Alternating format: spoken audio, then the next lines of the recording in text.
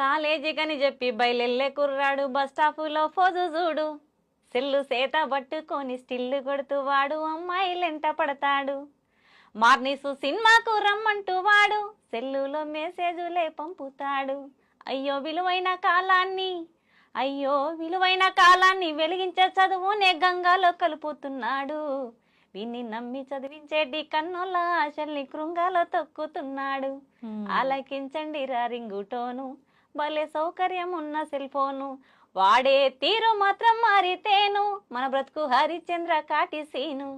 ఆలకించండి రా రింగుటోను, భలే సౌకర్యం ఉన్న సెల్ ఫోను. బైకు మీద వెళ్తాడు బలి జోరుగా ఒకడు, రోడ్డు మీద స్పీడు చూడు. దారి మధ్యలో నా సెల్ ఫోను కాలొస్తే మెల్లిరిగా సెల్లు పెడతాడు.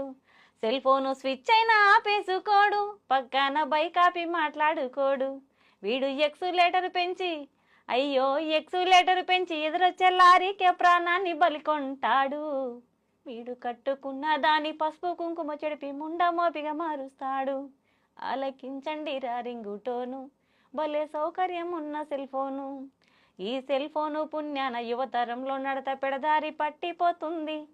బాతురూములోన వీడియో సెల్లుతో ఫోటోలనే తీస్తుంది. ఆడోళ్ళ మాన మర్యాదలు తీసి ఆత్మహత్యలకు పరిగొల్పుతోంది.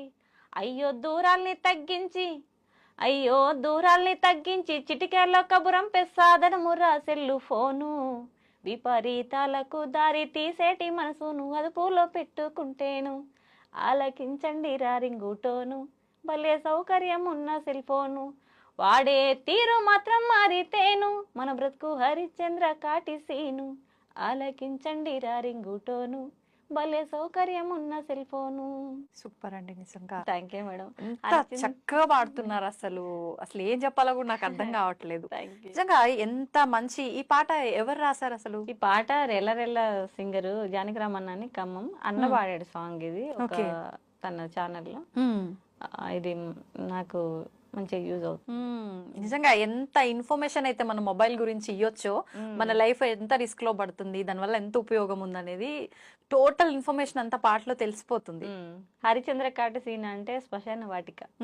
మనం ఏ రకంగా చనిపోయినా కూడా చివరికి వెళ్ళే ఘట్టం అదే కాబట్టి వాడే తీరు మాత్రం మారితే మన బ్రతుకు హరిచంద్ర కాటసీను. అంటే హరిచంద్ర చివరికి శ్మశాన వాటికల్లో కాటికాపరిగా పనిచేసాడు కదా, కాబట్టి అక్కడ దాకా వెళ్ళొద్దు అని అంటే ఖచ్చితంగా హెల్మెట్ పెట్టుకోవాలి. సీట్ బెల్ట్ 4-వీలర్ ఉంటే సీట్ బెల్ట్ ధరించాలి. సెల్ ఫోన్ మాటలతో డ్రైవింగ్ చేయకూడదు. సిగ్నల్స్ ని ఫాలో అవ్వాలి. బండి మీద 3-4 వేసి వెళ్ళకూడదు. అవును. ఆ తర్వాత మన స్పీడ్ బ్రేకర్లు ఉంటాయి, కొంతమంది కావాలని కట్టుకొట్టుకొని వెళ్తూ ఉంటారు.